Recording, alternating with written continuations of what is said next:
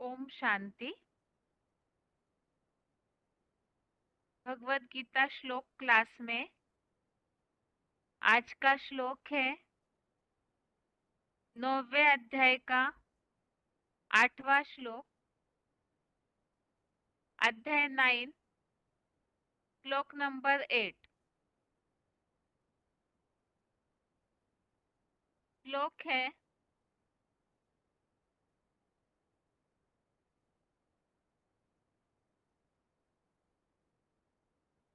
प्रकृतिम स्वामवष्टभ्य विसृजामि पुनः पुनः भूतग्रामम इमं कृत्स्नम् अवशं प्रकृतेर्वशात्। श्लोक दोबारा। प्रकृतिम स्वामवष्टभ्य विसृजामि पुनः पुनः भूतग्रामम इमं कृत्स्नम् अवशं प्रकृतेर्वशात्। श्लोक का संधि विच्छेद है प्रकृतिम स्वाम अवष्टभ्य विसृजामि पुनः पुनः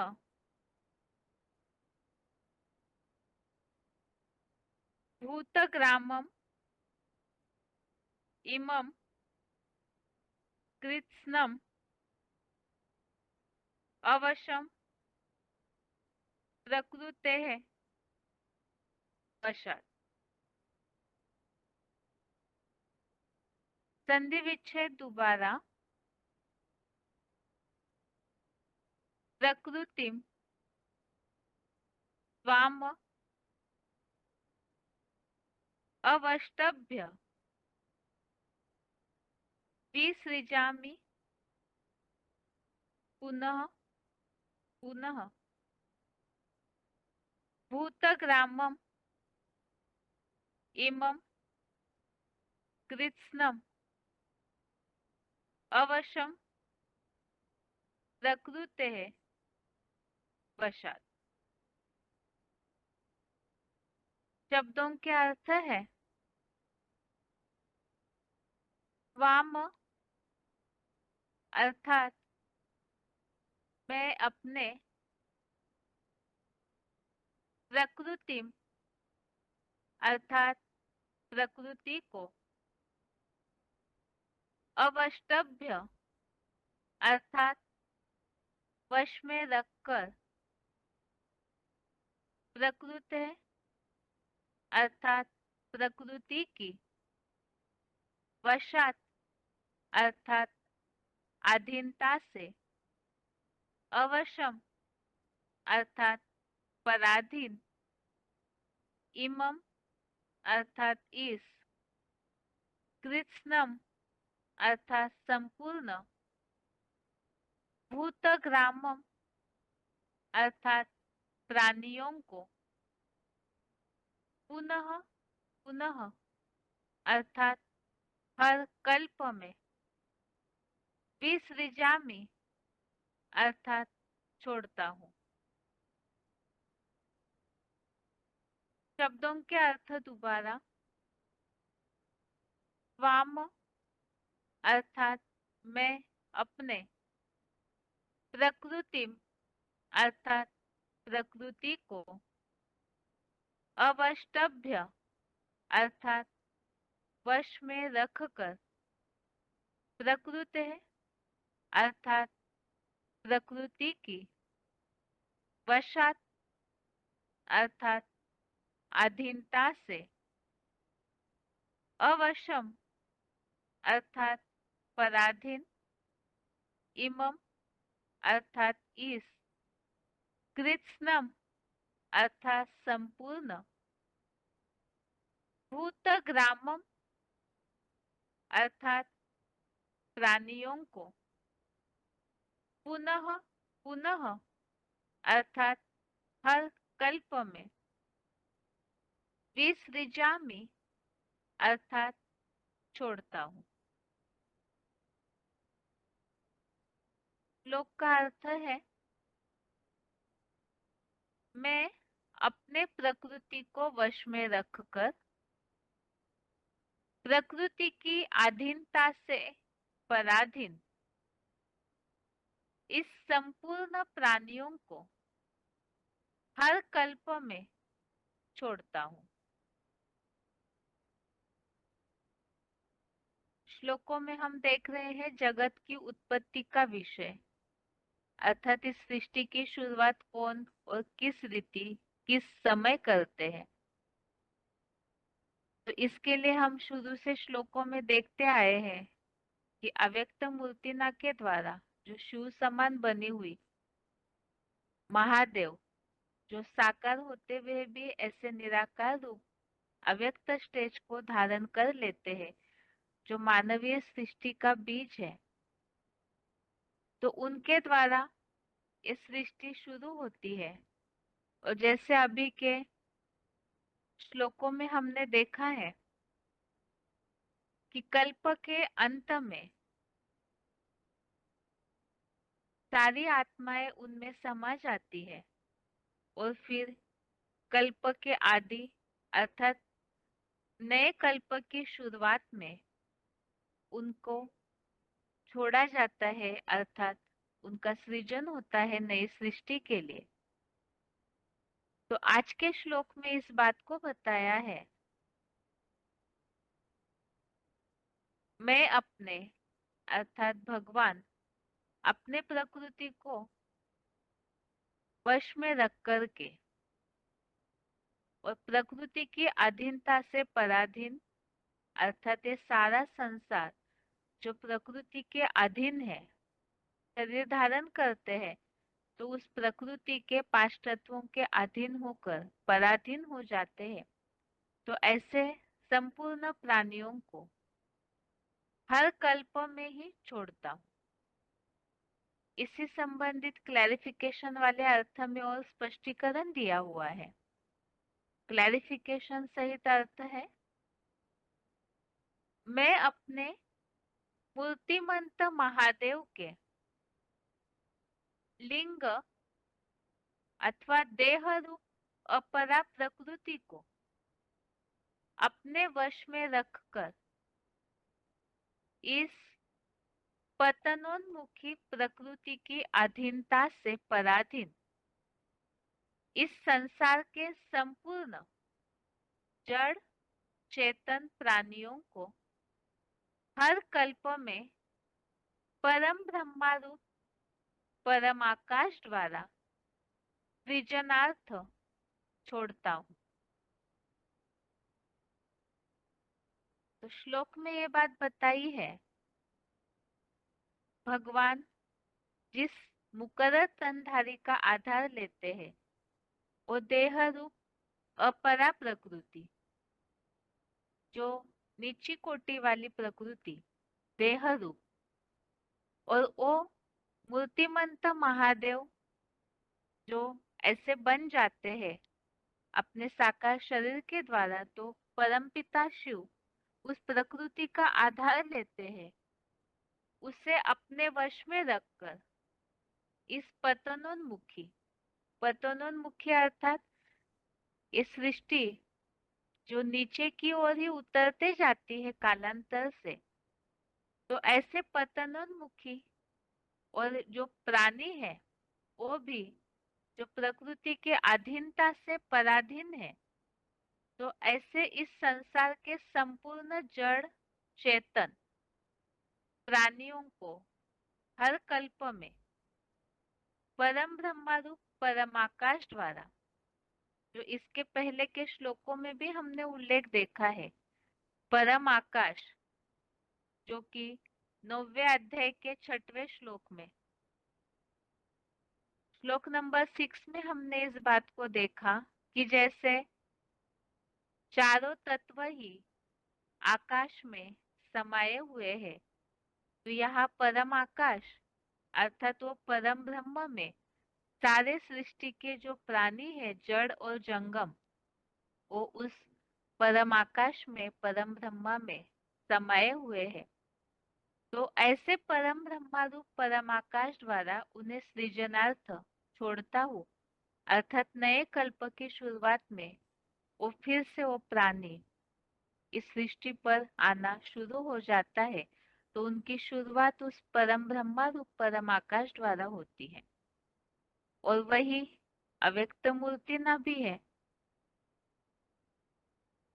इस श्लोक का अर्थ हो गया, एक तो भगवान अर्थात परम पिता प्रकृति को अपने वश में रखकर, जिस प्रकृति का जिस देह का वो आधार लेते हैं, उसे अपने वश में रख करके वो इस सृष्टि का कार्य करते हैं।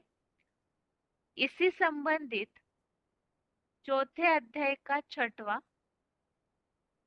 अध्याय 4 का श्लोक नंबर 6 जो रेफरेंस में लिया हुआ है, इस श्लोक में भी इस बात का उल्लेख है, प्रकृतिम स्वामधिष्ठाय, अर्थात प्रकृति को अधीन करके अपनी आत्मशक्ति से जन्म लेता हूँ। तो परम पिता प्रवेश तुम के अनुसार उस प्रकृति को जिस मुकर तनधारी का अर्थात जो महादेव संग के रंग से शिव समान बन जाते हैं, तो उस प्रकृति का आधार लेते हैं, तो उसे अपने वश में करते हैं, उसे अधीन करके फिर परमपिता अपने आत्मशक्ति से इस सृष्टि पर प्रकट होते हैं, कार्य करते हैं। और उस प्रकृति को अपने वश में रख करके जो आज के श्लोक में उल्लेख है कि किस तरह से इस सृष्टि का सृजन किया जाता है। आगे और भी रेफरेंस श्लोक है।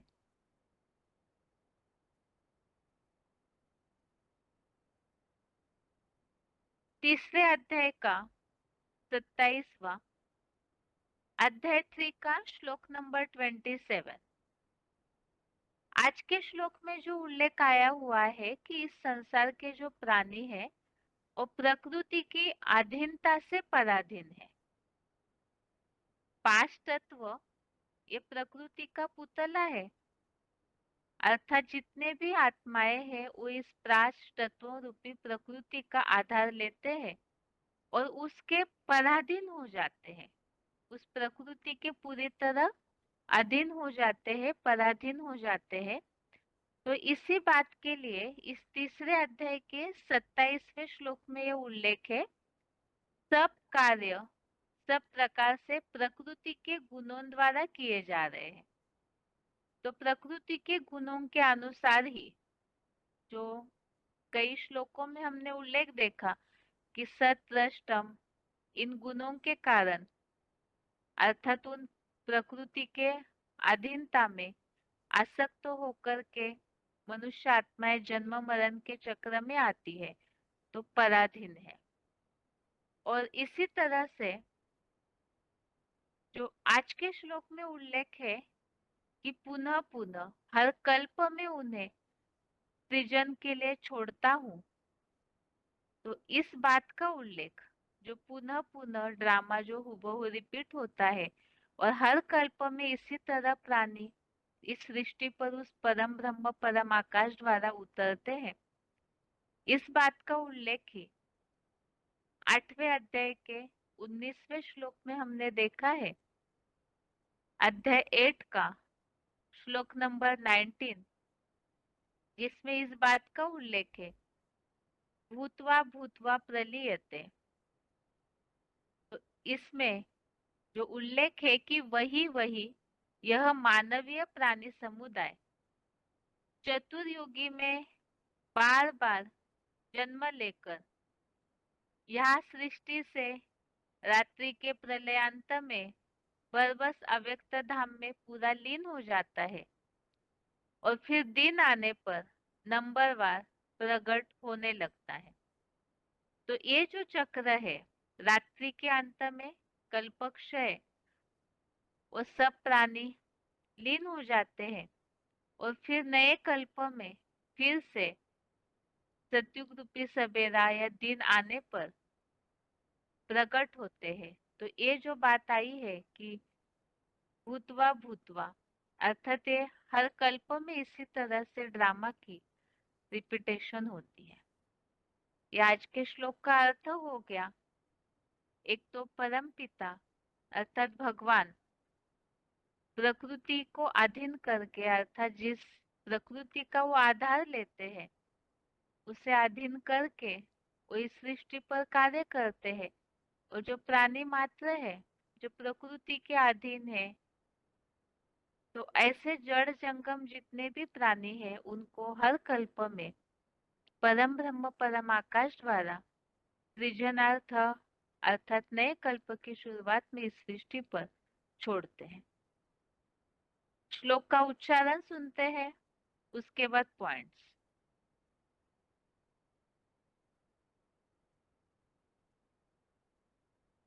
प्रकृतिं स्वामवष्टभ्य विसृजामि पुनः पुनः भूतग्राममिमं कृत्स्नम् अवशं प्रकृतेर्वशात्। मैं अपने मूर्तिमंत महादेव के लिंग देहरूप अपरा प्रकृति को अपने वश में रखकर इस पतनोन्मुखी प्रकृति की अधीनता से पराधीन इस संसार के संपूर्ण जड़ चेतन प्राणियों को हर कल्प में परमब्रह्मा रूप परमाकाश द्वारा सृजनार्थ छोड़ता हूँ। प्रकृतिं स्वामवष्टभ्य विसृजामि पुनः पुनः भूतग्राममिमं कृत्स्नम् अवशं प्रकृतेर्वशात्। मैं अपने मूर्तिमंत महादेव के लिंग देहरूप अपरा प्रकृति को अपने वश में रखकर इस पतनोन्मुखी प्रकृति की अधीनता से पराधीन इस संसार के संपूर्ण जड़ चेतन प्राणियों को हर कल्प में परमब्रह्मा रूप परमाकाश द्वारा सृजनार्थ छोड़ता हूँ। आगे है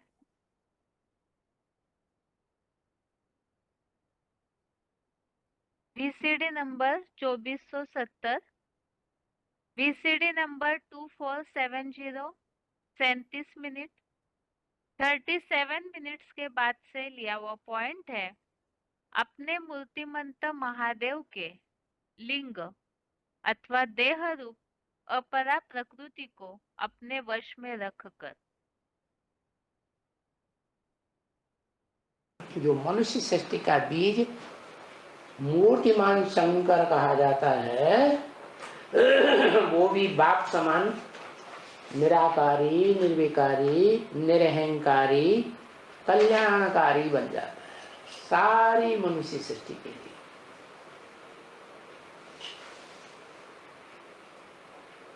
कैसे हो गया? क्या किया है? शिव ने इस मनुष्य सृष्टि के बाप को, जिसके दो रूप हैं, आत्मभाव और देह भाव, चैतन्य रूप और जड़त्व रूप, तो उस जड़त्व रूप को अपने कंट्रोल में ले लिया, रथ को। क्या? और उसको आप समान बना लिए।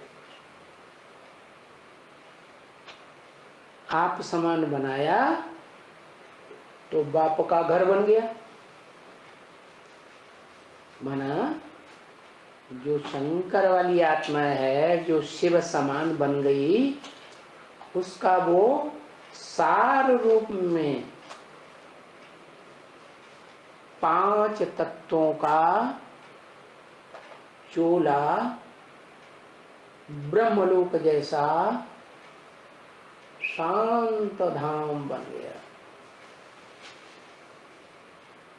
जिसकी शरण में जो भी आत्माएं पहुंची पहुंचती हैं वो सब शांत स्वरूप हो जाते हैं। क्या? इसलिए गीता में आया है कि वो जो परम ब्रह्म है, ब्रह्मलोक, उसकी शरण में जो भी पहुंचता है वो ब्रह्म ही बन जाता है।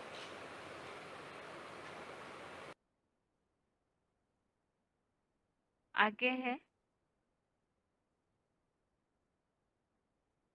VCD number 2462, VCD number 2462, 27 minute 27 minutes के बाद से लिया हुआ पॉइंट है, अपरा प्रकृति को कैसे वश में रखते हैं।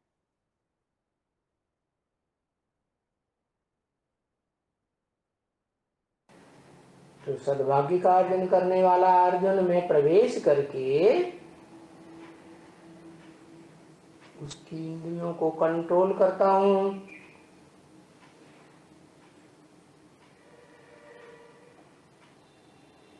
कैसे कंट्रोल करता हूं? है ज्ञान देकर। ज्ञान बुद्धि में बैठता है कि मैं शरीर नहीं हूं, मैं ज्योति बिंदु आत्मा हूं। तो ज्योति बिंदु आत्मा में स्थिर होने का पुरुषार्थ ही बनता है। आगे है VCD number 2492, VCD number 2492, 16 minute 16 minutes के बाद से लिया हुआ पॉइंट है, पतनोन्मुखी प्रकृति को शिव अधीन करते हैं।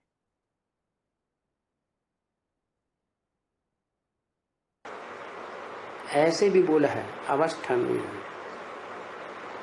कंट्रोल करता हूं। अर्जुन की आत्मा को कंट्रोल नहीं करता हूं, उसको स्वतंत्र छोड़ता हूं। कंट्रोल किसको करता हूं? शरीर को, शरीर की इंद्रियों को। तो ये दोनों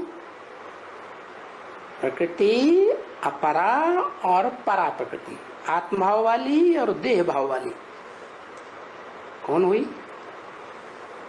अर्जुन की आत्मा है परा प्रकृति,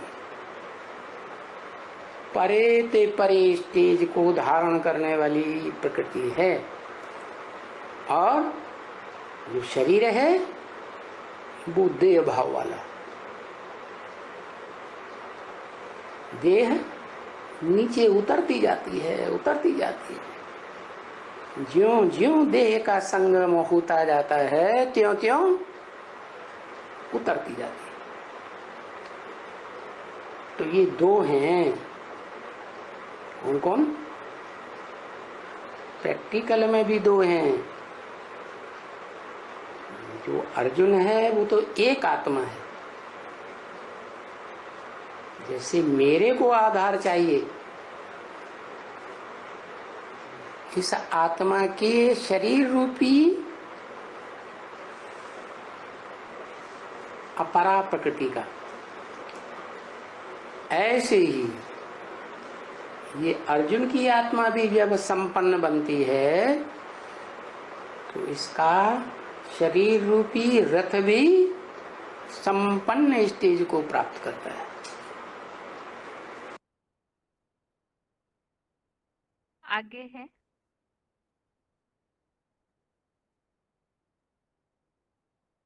VCD number 2302, VCD number 2302, 50 minute 50 minutes के बाद से लिया हुआ पॉइंट है, पतनोन्मुखी प्रकृति की अधीनता से पराधीन इस संसार के सब जड़ चेतन प्राणी।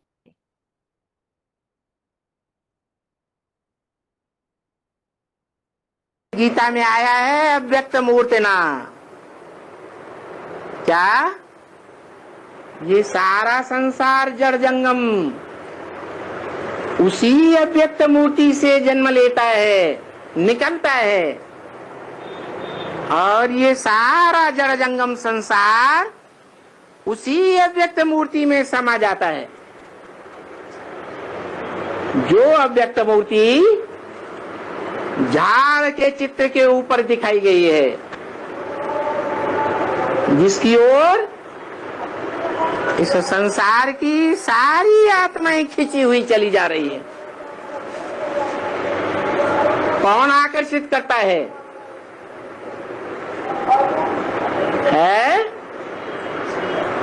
अरे अपने आप खिंची जा रही है या कोई खींच रहा है? खिंची चली जा रही है। 500-700 करोड़ आत्माएं खिंच रही है।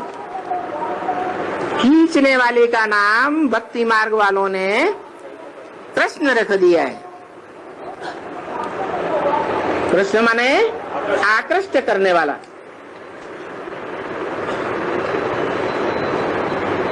वास्तव में कृष्ण खींचने वाला है। षष्ठी वृक्ष का पहला पत्ता जो कृष्ण है, 16 कला संपूर्ण, वो अव्यक्त मूर्ति की ओर खींचने वाला है या खींचने वाला है? खींचने वाला है, स्वयं खींचने वाला है। वो तो खींचने वाली 500-700 करोड़ मनुष्य आत्माओं में से पहला नंबर पत्ता है। तो वो कृष्ण खींचने वाला नहीं है, वो तो 16 कला संपूर्ण बनने वाला है। लेकिन बनाने वाला कोई रचयिता और है। कृष्ण जो रचना है, षष्ठी रूपी वृक्ष की, खास मनुष्य षष्ठी वृक्ष की पहली रचना, पहला पत्ता, वो साकार है या निराकार है? साकार है। तो रचयिता कैसा होगा? साकार होगा।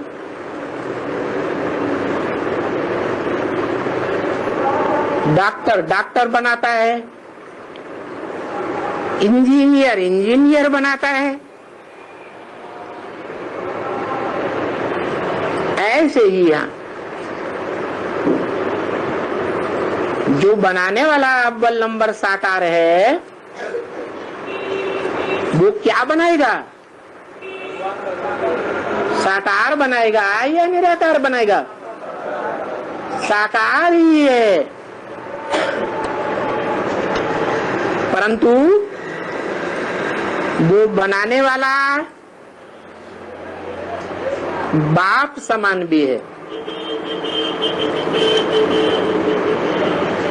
जो बाप समान सृष्टि का रचयिता है, अव्वल नंबर रचयिता है, जो मुसलमान और इस्लाम धर्म में भी गाया जाता है, अल्लाह अव्वल दीन।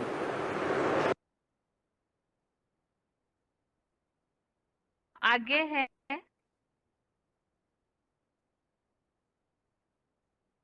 VCD number 770, VCD number 770, 48 minute 48 minutes के बाद से लिया हुआ पॉइंट है। हर कल्प में जड़ चेतन प्राणी सृजनार्थ छोड़े जाते हैं।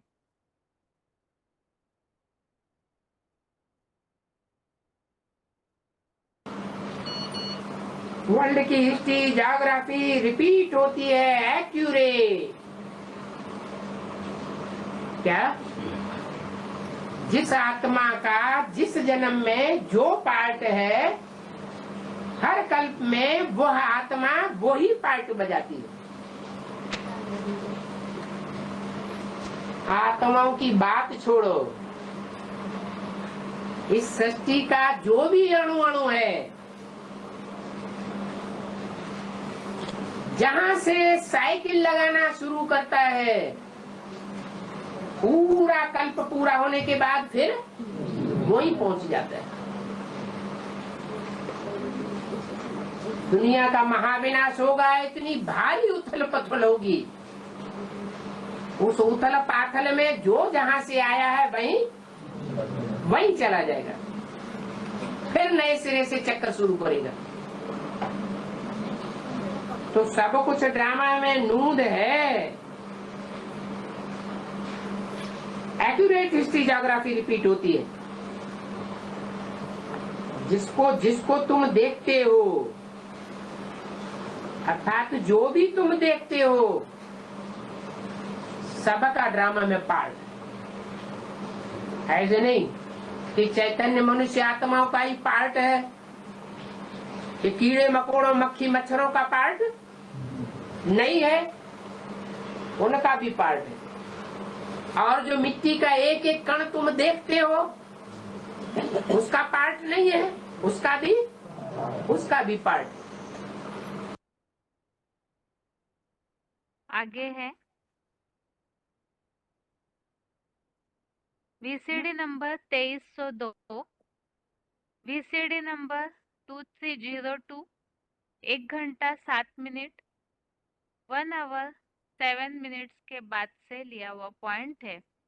इस संसार के संपूर्ण जड़ चेतन प्राणियों को हर कल्प में परम ब्रह्मा द्वारा सृजनार्थ छोड़ता हूँ।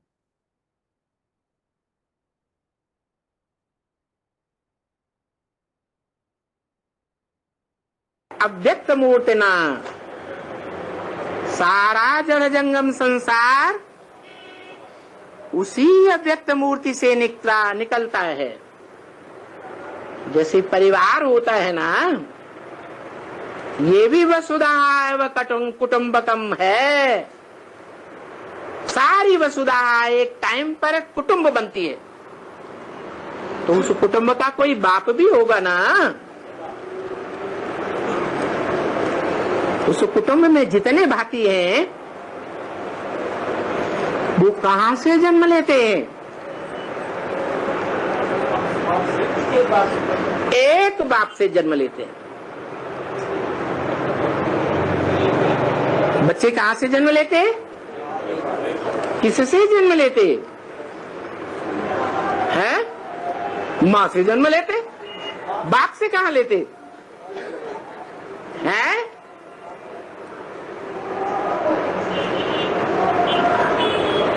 किससे जन्म लेते बच्चे? बाप से या मां से? लोग हंसी कुड़ी में पूछते भी हैं, अंडा आया या मुर्गी आया? मुर्गी पहले आई या अंडा आया? कौन आया? हैं? मुर्गी आई। वो कहते मुर्गी आई, वो कहते अंडे में से मुर्गी निकली। आखिरी सत्य क्या है? सत्य यही है, ना अंडा पहले आया ना मुर्गी पहले आई। मुर्गी में भी अंडा कहां से आया? कहां से आया है? मुर्गे से आया। तो ऐसे ही सारी मनुष्य सृष्टि का बाप, जिसमें सारी मनुष्य सृष्टि समाई हुई है, अव्यक्त रूप में समाई हुई है, उस अव्यक्त रूप का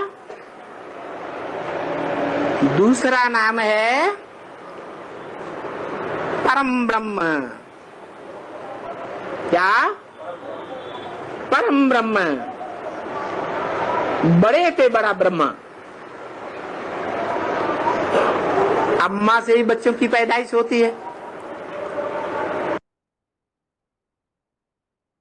आगे है VCD number 3677, VCD number 3677, 18 minute 18 minutes के बाद से लिया हुआ पॉइंट है। इस संसार के संपूर्ण जड़ चेतन प्राणियों को हर कल्प में परम ब्रह्मा रूप परम आकाश द्वारा सृजनार्थ छोड़ता हूँ। तो बाप तो कहते हैं ना उन सन्यासियों के लिए कि तुम तो हो हद के क्रिएटर, हद के ब्रह्मा है। ब्रह्मा ने भी क्या किया है? 18 जनवरी सन 69 को क्या किया? गोपी चंद बना था ना, छोड़ छाड़ के गया कि नहीं गया? छोड़ गया। तो वो सन्यासी तो है हद के ब्रह्मा, और वो है बेहद का ब्रह्मा, उसको कहते हैं परम ब्रह्म। शास्त्रों में नाम दिया है आकाश, परमाकाश है वो बेहद का क्रिएटर। और क्रिएटर तो रचयिता को कहा जाता है ना। साकार सृष्टि है तो रचयिता भी कैसा होगा? साकार ही होगा ना। तो वो बेहद का साकार क्रिएटर है, और तुम सन्यासी तो हो हद के। तो देखो ये जो प्रजापिता ब्रह्मा नाम है ये भी तो बेहद का है। कितनी प्रजा? 500-700 करोड़ प्रजा का पिता। और फिर ब्रह्मा भी है। शरीर तो एक ही है ना, उसमें प्रजा का पिता है वो आत्मा भी है, और जो शरीर है 5 तत्वों का वो भी तो ब्रह्मा हुआ ना, बड़ी माँ हुई ना। 5 तत्वों को तो प्रकृति ही कहेंगे ना, प्रकृति माता कहा जाता है। जो सुप्रीम सोल प्रवेश करता है वो पिता है। इस तरह से ये आज के श्लोक संबंधित पॉइंट्स है जिसमें हमने समझा है कि किस तरह से परम ब्रह्मा रूप परम आकाश द्वारा इस सृष्टि को सृजन के लिए परम पिता शिव ही छोड़ते हैं। ये आज के श्लोक का अर्थ हो गया। अभी आगे है श्लोकों की रिवीजन।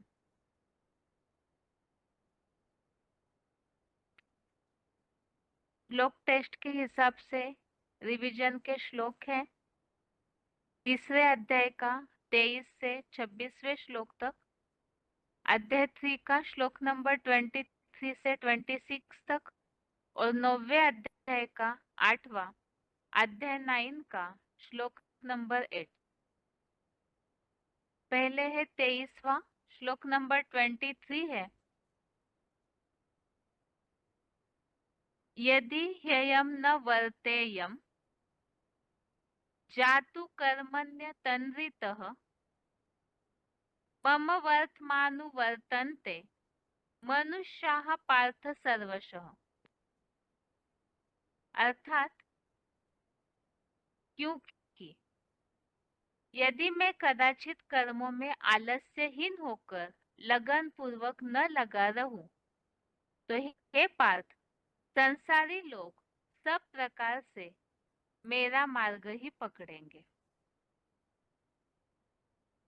जहाँ इस तीसरे अध्याय की रिवीजन के श्लोकों में हम देख रहे हैं कर्मों संबंधित बातें, जैसे जनक आदि भी कर्म द्वारा ही सिद्धि को प्राप्त हुए, और श्रेष्ठ पुरुष, इसमें विशेष यहाँ हीरो पाठधारी के लिए बताया कि ऐसे श्रेष्ठ पुरुष जैसा आचरण करते हैं तो बाकी जो सत्य सनातनी है वो भी उसी तरह से उनके कर्मों को अनुसरण करते हैं, फॉलो करते हैं। तो इसीलिए ही भगवान को तो तीनों लोकों में भी पाने जैसा कुछ भी नहीं है, ना कोई करने योग्य कर्म है, तो भी वो अनासक्त होकर के कर्मों में लगे हुए हैं। क्यों लगे हुए हैं? इसीलिए इस बात का उल्लेख इस आज के श्लोक में बताया 23वें श्लोक में कि यदि मैं कदाचित कर्मों में आलस्यहीन होकर लगन पूर्वक न लगा रहूं तो संसारी लोग सब प्रकार से मेरा ही मार्ग पकड़ेंगे।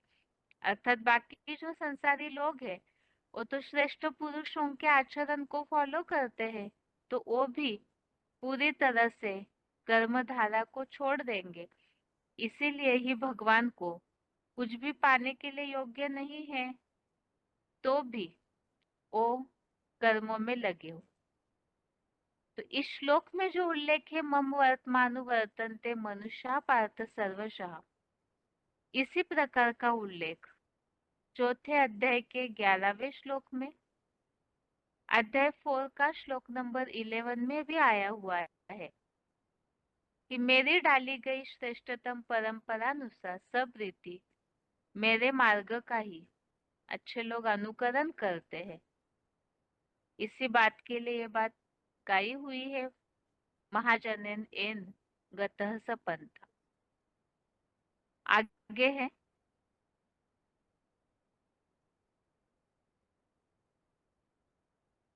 24वां श्लोक, श्लोक नंबर 24 है।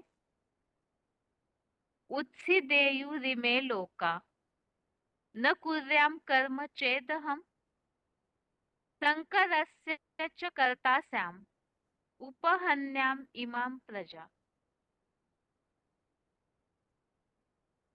अर्थात मैं विश्व नवनिर्माणार्थ श्रेष्ठतम संगठन का कार्य न करूं तो ये सुख दुख शांति धाम के लोक नष्ट हो जाए, और मैं ऋषिवंशी यादवों क्रिश्चियन जैसी वर्ण संकर प्रजा का कर्ता बनूं, और इस नौधा ब्राह्मणों की नौनाथीय प्रजा का भी विनाशकारी बनूं। तो पहले श्लोक में जो उल्लेख हमने देखा है कि भगवान इसीलिए कर्मों में लगे हुए हैं ताकि संसारी लोग श्रेष्ठ पुरुषों के आचरण को फॉलो करते हैं। तो किस प्रकार का कर्म करते हैं, क्या कर्म करते हैं, वो इस श्लोक में उल्लेख किया हुआ है कि अगर मैं अर्थात भगवान विश्व नवनिर्माण का अर्थात श्रेष्ठतम संगठन बनाने का कार्य न करूं तो ये तीनों लोग सुख दुख शांति धाम नष्ट हो जाए, और इसका परिणाम वर्ण संकर प्रजा जो यादव और क्रिश्चियनों जैसी वर्ण संकर प्रजा निर्माण होगी, और जो नौधा ब्राह्मण है वो नौनाथीय प्रजा का विनाश होगा। तो यहाँ जो वर्ण संकर प्रजा की शुरुआत या उत्पत्ति की बात आई हुई है श्लोक में, इस बात के लिए ही पहले अध्याय में उल्लेख आया हुआ है वर्ण संकर प्रजा कैसे निर्माण होती है। पहले अध्याय का 40 और 41 श्लोक, अध्याय फर्स्ट का श्लोक नंबर 40 है। कुल के नाश होने पर परंपरागत सनातन कुल की समूची अव्यभिचारी धारणाएं नष्ट हो जाती है। धर्म नाश होने पर मुस्लिम ईसाई आदि विपरीत धर्म भी समस्त कुल को अत्यधिक हमले करते हुए हिंसा और व्यभिचार दोष से दबा लेते हैं। भारतीय कुल की अर्थात जो सनातन कुल है उसकी जो अव्यभिचारी धारणाएं परंपराएं है, वो कुल के नाश होने के कारण वो धारणाएं नाश हो जाती है। और फिर जो विपरीत धर्म वाले हैं, जब सनातन धर्म की धारणाएं और धर्म नाश हो जाए तो जो विपरीत धर्म वाले हैं वो फिर इस तरह से मुस्लिम ईसाई जैसे धर्म हिंसा व्यभिचार से समस्त कुल को दबाते हैं, और उसका परिणाम 41 श्लोक नंबर 41 में बताया। अधर्मों के फैलने से सनातन धर्म दब गया और अधर्म फैल गया, विपरीत धर्म की धारणाएं फैल गई। तो ये अधर्मों के फैलने के कारण जो कुल की सती साध्वी स्त्रियाएं हैं, दैहिक संकरंग लगने कारण महाव्यभिचार से प्रदूषित हो जाती है, और भारतीय स्त्रियों के दूषित होने पर हे वार्ष्णेय, धर्मभ्रष्ट वंशी यूरोपवासी यादवों की पैदाइश से व्यभिचारी प्रजा उत्पन्न होते रहती है। तो इस तरह से अधर्म फैल गया, तो जो सनातन कुल की या स्त्रियाएं जो है वो प्रदूषित हो जाती है, जिसके कारण से व्यभिचारी प्रजा उत्पन्न होती है, वर्ण संकर प्रजा। तो इस तरह से ऐसी वर्ण संकर प्रजा निर्माण हो जाएगी यदि भगवान विश्व निर्माण का श्रेष्ठतम संगठन बनाने का कार्य न करे तो। आगे है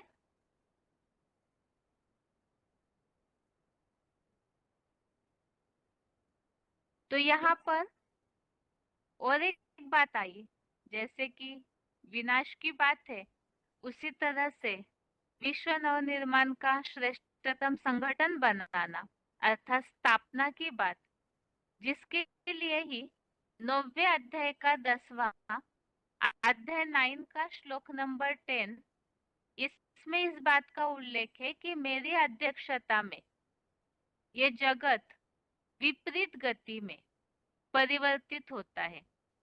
विपरीत गति अर्थात जो कलयुगी तामसी सृष्टि है वो विपरीत दिशा, कलयुग में तो नीचे नीचे पतन होते जाता है, भगवान के आने से ये सृष्टि विपरीत दिशा में परिवर्तित होके नई दुनिया का निर्माण हो जाता है, सतयुगी सृष्टि का निर्माण हो जाता है। जो इस तीसरे अध्याय के श्लोक में उल्लेख है, विश्व नवनिर्माण के श्रेष्ठतम संगठन बनाने का कार्य, तो वो तामसी सृष्टि से परिवर्तन होकर नई सृष्टि बनना। इसी तरह 9वें अध्याय के 18वें अध्याय 9 का श्लोक नंबर 18 में भी भगवान के कर्तव्य का उल्लेख है, उत्पत्ति, विनाश और स्थिति हूँ। तो उत्पत्ति अर्थात शुरुआत, स्थापना के भगवान निमित्त बनते हैं, और बुराइयों का विनाश, तो ये जो भी विधर्म फैलते हैं उनके विनाश का कर्तव्य। तो ये 24वां श्लोक खास तो भगवान के कर्तव्य संबंधित है, जो थोड़ा अलग शब्दांकनों के साथ बताया हुआ है। आगे है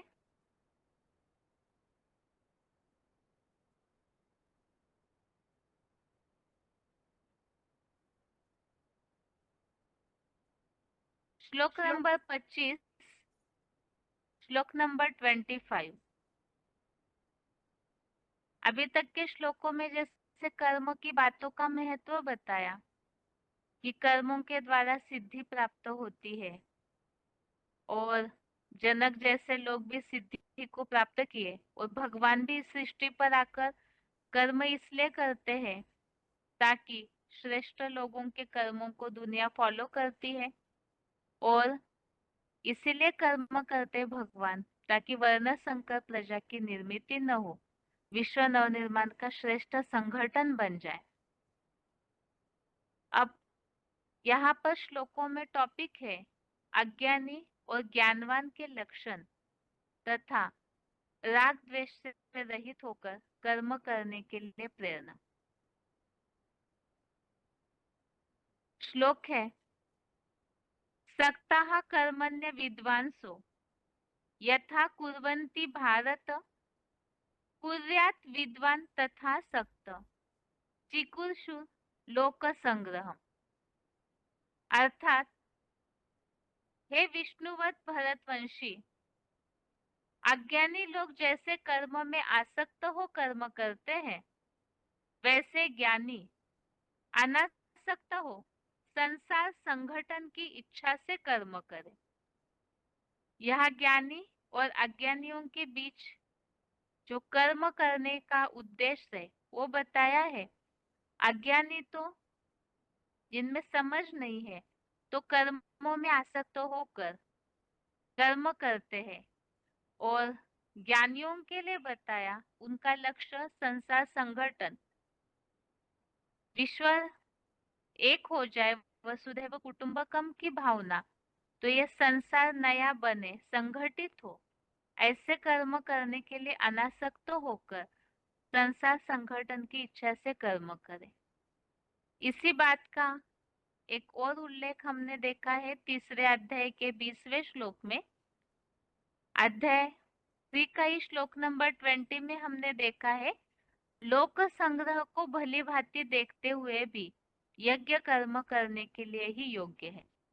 जैसे जनक राजा ने सिद्धि पाई थी, तो ऐसे जो अनासक्त होकर, राजा जनक भी अनासक्त होकर अपना कर्म किए तो सिद्धि प्राप्त हुई, तो ज्ञानी भी अनासक्त होकर संसार संगठन अर्थात लोक संग्रह को भली भांति देखते हुए यज्ञ कर्म करे, ऐसी इच्छा से ही कर्म करे। आगे है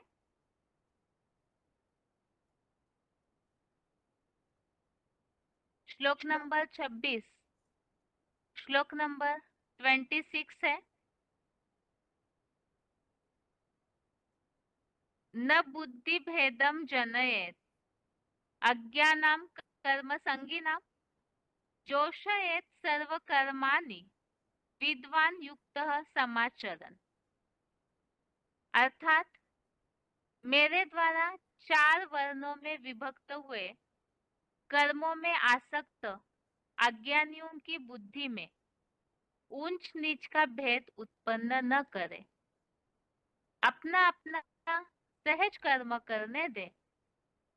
कर्मयोगी विद्वान स्वयं भी सदा कोई भी वर्ण के सब कार्यों को भली भांति करते हुए रुद्र ज्ञान यज्ञ सेवा में लगाए। अभी अभी हमने एक श्लोक जो देखा 25वां, जिसमें ज्ञानी और अज्ञानियों के कर्मों की विशेषताएं बताई। तो इस संबंधित तो मुरलियों में, अव्यक्तवाणियों में भी काफी सारे लक्षण श्लोक पढ़ते समय हमने देखे थे कि ज्ञानियों के कर्मों की निशानियां क्या होगी और अज्ञानियों के कर्मों की क्या होगी। ज्ञानियों के कर्मों से ही, उनकी चलन से ही वो बातें झलकेगी, और अज्ञानी जो पुरानी दुनिया की परंपराओं में आसक्त होकर देह के संबंधियों के हिसाब से ही अटैचमेंट पूर्वक कर्म करते हैं, तो वो उनका स्वभाव है उसी तरह का, क्योंकि उनमें समझ नहीं अज्ञानियों में। तो इसी बात के लिए इस श्लोक में स्पष्ट किया है और कि जो कर्मों में आसक्त अज्ञानियों की बुद्धि में ऊंच नीच का भेद उत्पन्न न करे। जो 4 वर्णों में विभक्त हुए, 4 वर्णों में विभक्त हुए, इस बात का उल्लेख चौथे अध्याय में हमने देखा है, उसे एक बार देखते हैं। तो ये कर्मों में आसक्त अर्थात जिनको जैसे वर्ण मिला हुआ है, कर्म गुण और कर्म अनुसार वर्णों की रचना हुई, तो वो अपने अनुसार जो भी जैसे कर्म करते हैं अज्ञानता पूर्वक, तो उन्हें हलचल में न लाए, उनके बुद्धि में ऊंच नीच का भेद उत्पन्न न करे। अर्थात जो अपने प्रकृति के स्वभाव अनुसार, वर्ण अनुसार, गुण कर्म अनुसार अपना अपना कर्म कर रहे हैं, उन्हें करने दे, उन्हें अपना सहज कर्म करने दे। और जो ज्ञानी है, कर्मयोगी विद्वान, वो भी सदा सब कार्यों को, अपने कोई भी वर्ण के सब कार्यों को भली भांति करते हुए रुद्र ज्ञान यज्ञ सेवा में लगाए। तो जो नियत किए हुए कर्म है, दिए हुए कर्म है, वो तो करने ही है, और उसके साथ ये बताया हुआ है कि ऐसे भली भांति करते हुए भी रुद्र ज्ञान यज्ञ सेवा करे। तो यहाँ ज्ञानी और अज्ञानियों को क्या करना है, ज्ञानियों का व्यवहार अज्ञानियों के साथ कैसे होना चाहिए, उसे यहाँ स्पष्ट किया है। श्लोक समझते समय हमने इन बातों को समझा था, जैसे कि मुरलियों में उल्लेख आता है, किसी से भक्ति जबरियन नहीं छुड़ानी चाहिए, क्योंकि अज्ञानता है, भगवान बाप की पहचान का ज्ञान नहीं है, तो उनको उनके वैसे ही कर्म करने दे। इसी प्रकार की समझानी और श्लोकों में भी उल्लेखित है, तो उसे देखते हैं। आगे है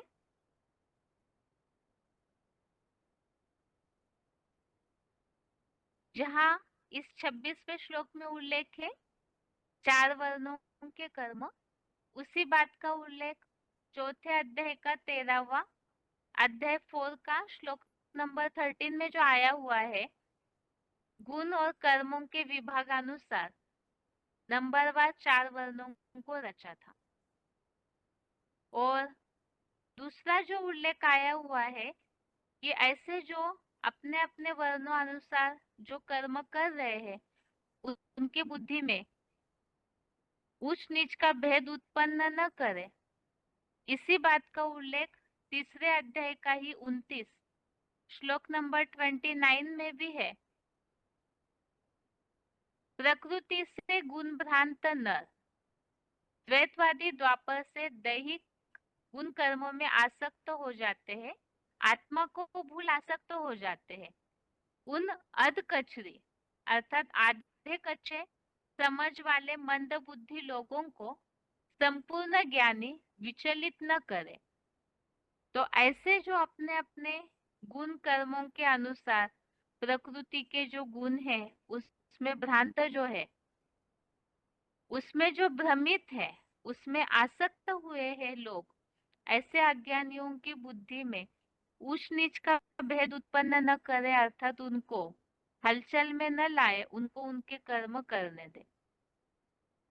और इसी तरह तीसरे अध्याय का श्लोक नंबर 33 अध्याय 3 का ही श्लोक नंबर 33 में 33 में यह उल्लेख है, ज्ञानी मनुष्य भी अपने स्वभाव अनुसार अच्छी बुरी चेष्टा करता है। प्राणी अपने प्रकृति या स्वभाव की ओर ही जाते हैं, इसमें प्रयत्नतः तू रोकथाम क्या करेगा, सारे उपक्रम व्यर्थ ही होंगे।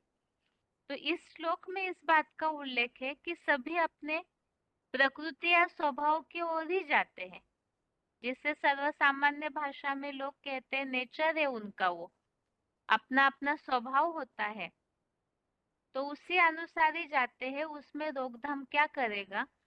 तो इसीलिए ही जो अज्ञानी है आसक्त होकर जैसे भी अपना कर्म कर रहे हैं तो उन्हें हलचल में न लाए।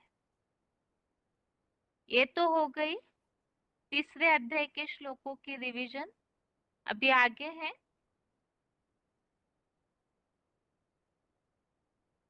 9वें अध्याय का 8वां अध्याय 9 का श्लोक नंबर 8 है, प्रकृतिम स्वामवष्टभ्य विसृजामि पुनः पुनः भूतग्रामम इमं कृत्स्नम अवशम प्रकृतेर्वशात। अर्थात मैं अपने मूर्तिमंत महादेव के लिंग अथवा देह रूप अपरा प्रकृति को अपने वश में रखकर इस पतनोन्मुखी प्रकृति की अधीनता से पराधीन इस संसार के संपूर्ण जड़ चेतन प्राणियों को हर कल्प में परम ब्रह्मा रूप परमाकाश द्वारा सृजनार्थ छोड़ता हूँ। श्लोक तो अभी अभी हमने वीसीडी पॉइंट्स के आधार से समझा है, और इस संबंधित रेफरेंस श्लोक जहाँ प्रकृति को वश में करने की बात चौथे अध्याय का 6वां अध्याय 4 का श्लोक नंबर 6 आगे है।